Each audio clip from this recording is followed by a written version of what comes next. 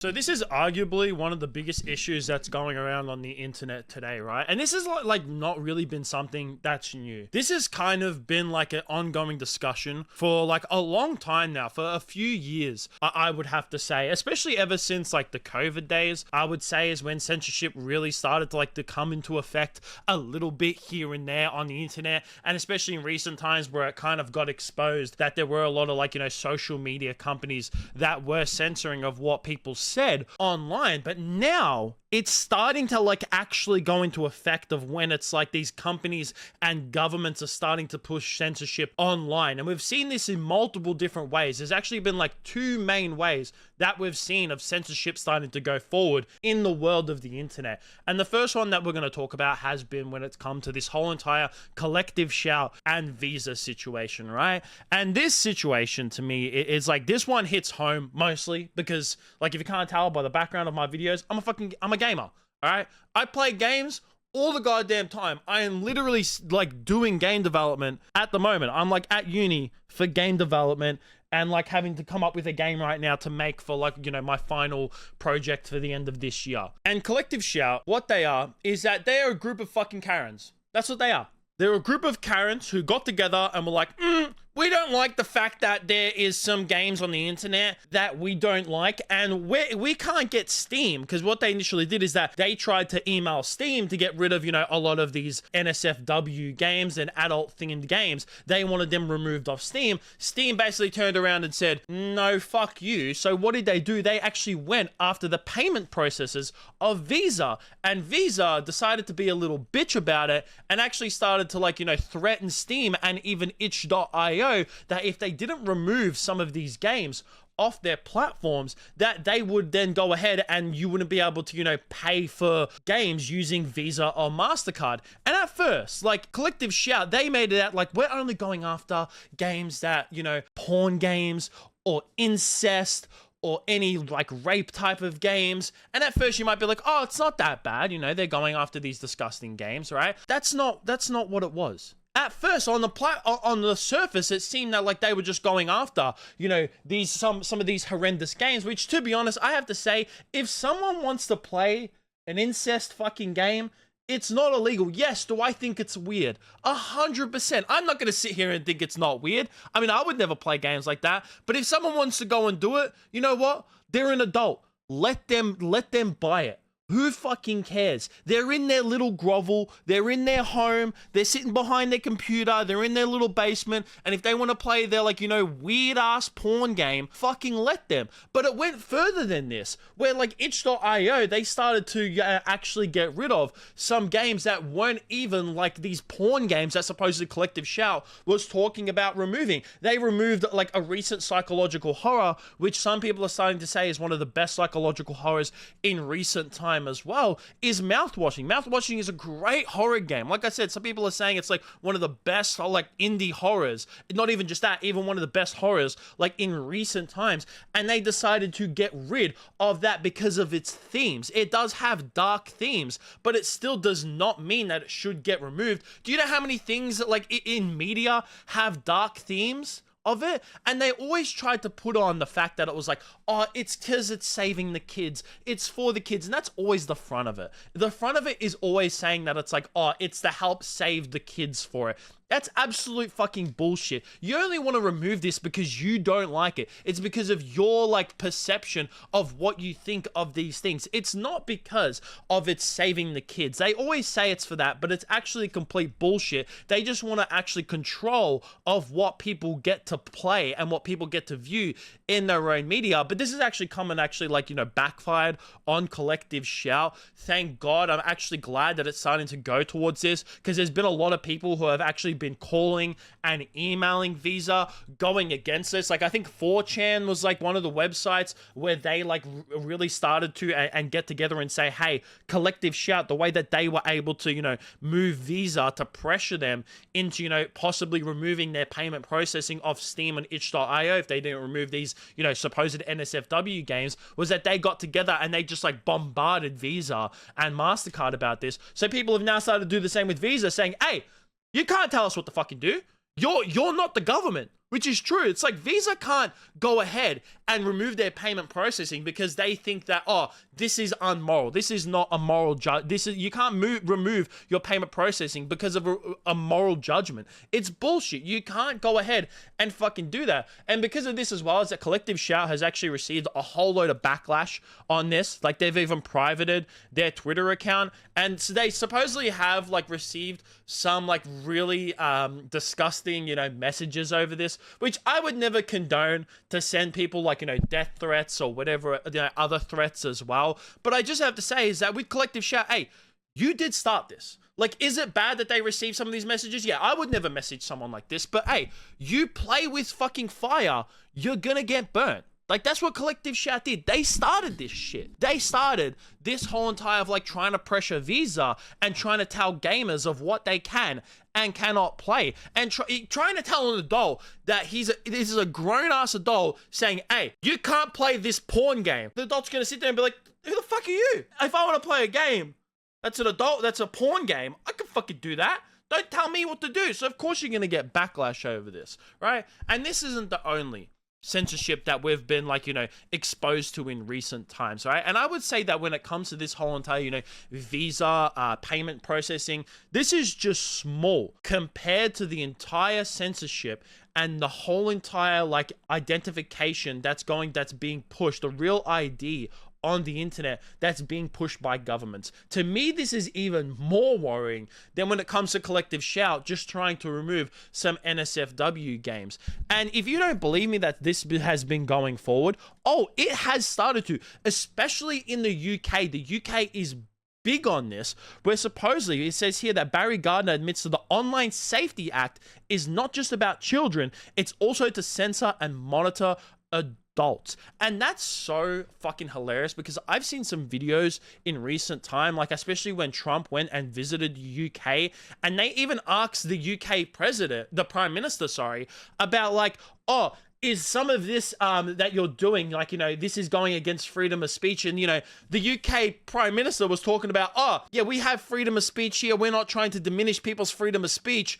I'm sorry, but if you're putting an Online Safety Act and you're like putting it out saying like it's for the children, no, it's fucking not. It's obviously to censor and monitor adults. That's not freedom of speech, censoring people and monitoring people what they say online. Because you know, at first, it's not going to be like, at first they're going to put it out that it's saying like, oh, we're just here to, you know, monitor any illegal activity. That's what it always starts off as. But then eventually it gets to their monitoring and censoring people that are just speaking up against their government, that are speaking up against issues that might not be, you know, popular, you know, of like when it saw during COVID, especially whenever anyone spoke up against COVID and they went against the narrative that, you know, a lot of people were saying that, you know, COVID's bad, you have to always wear a mask and you must get your vaccines. Obviously, I'm not here to put my opinions on any of that, and I don't really care if you're for or against any of that, but I'm just saying that people who were speaking out against that on the internet, they were getting censored. Like, it did come out in recent times that, you know, Mark Zuckerberg did speak on this, that apparently the Biden government was like pressuring him to censor people speaking up against COVID on Facebook. And like, that's worrying because that's what a lot of this can lead to. And it's not just the UK that's starting to push this, it's starting to go into other countries as well. One of them being the US. And like, the US is meant to be big. Like, their whole entire, the US's thing is all about free speech. I mean, it's their first fucking amendment is that it's all about having free speech. I think it's the First Amendment. Don't quote me on that. I'm not an American, so I can't remember off the top of my head of which one it is. But one of their amendments is all about free speech. And now this Kids Online Safety Act is starting to like go back into effect. Apparently this tried to get pushed like years ago, but it just got pushed to the side because they knew it was fucking bullshit. But now with all of this censorship and what the UK is trying to push, now they're trying to push the exact same thing. And once again, it's not just in the US, it's not just in the UK. Also here in Australia is starting to happen, where I saw this come over Dexterito a couple days, or well, actually yesterday, sorry, where it says Australia is banning YouTube accounts for users under 16 as part of a new national social media restrictions. Now, this might seem like a great thing on the surface, right? Is that they're not allowing people who are under the age of 16 on the internet. And you know what? I think that people under the age of fucking 18 shouldn't be on the internet, right? But you have to ask the question of like, well, how can YouTube put this into effect? Like, how does this come into effect? How does YouTube monitor this? And how do they put this rule into effect where people under the age of 16 can't go on the internet? Well, that's Real ID. That's how it is. It's Real ID and biometrics. Is that here in Australia, I'm guessing that the way that it's going to have to be is that if I want to use my YouTube account or someone wants to create a YouTube account, is that they have to then send their driver's license to YouTube as well as a photo biometrics of themselves, therefore letting up all of their identity and all of their real life identity over to YouTube. And this is extremely problematic because then these private companies have all of our a government identification. Like, I don't care too much. Like, when it comes to government files or paperwork, whatever it may be, you have to accept that you have to give your identification over to the government. I mean, that's how you get your identification in the first place, all right? The government knows who you are. The government monitors pretty much everything that you fucking do, all right? They monitor pretty much every single thing that you do. If you know, the FBI in America or whatever it is in your country, I don't even know what the fuck it's called here in Australia. I don't know how I know what the American FBI is, and I don't know what it's called here in Australia, but whatever, you know what I mean, is that if they wanted to, they could like find out what you're doing online, all right? But they're not constantly, you know, always monitoring and censoring. They're not censoring everything that you do. But the problem with these private companies is then they don't have any obligation to then protect your ID. Like, they might have to, but they could get hacked. I mean, it's happened multiple times of where these private companies get hacked and people's like private information gets leaked out onto the internet and then it gets sold off. I mean, everyone saw recently of when it came to the T app. I mean, I will say, and everyone knows this, is that when it came to the T app leak, is that all of the people that got leaked and their information, apparently the security for the T app was fucking terrible. Like, I heard it wasn't even like the person who like hacked into, you know, the security for the T app. It's not even like they really hacked into it. Apparently, like the security for the T app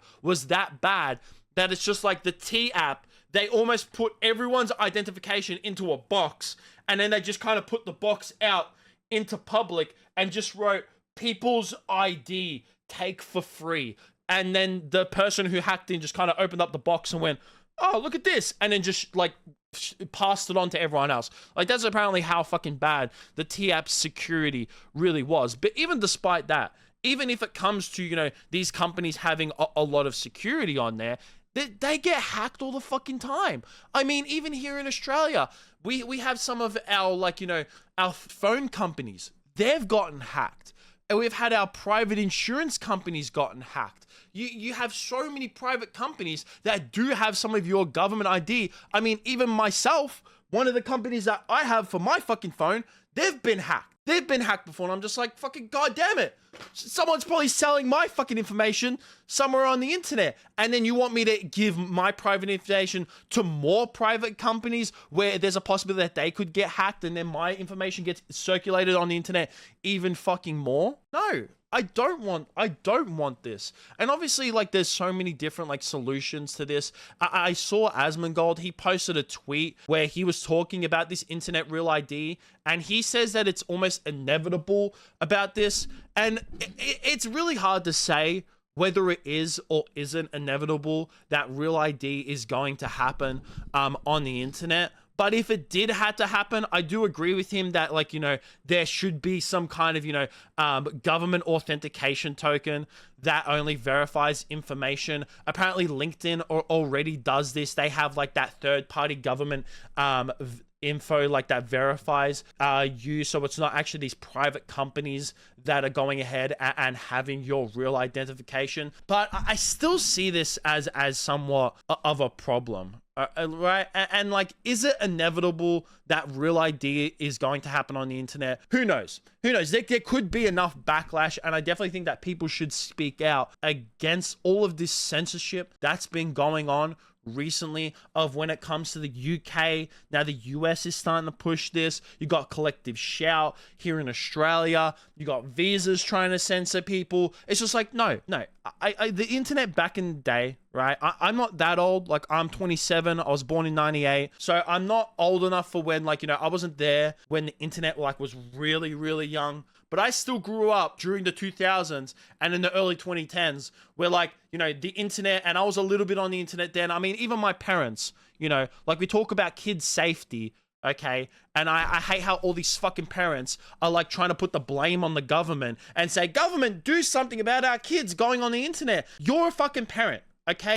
You should be taking responsibility. Even though the internet was around when I was younger, my parents didn't allow me to have any social media until I was 15. I was not allowed to have fucking Facebook until I was 15.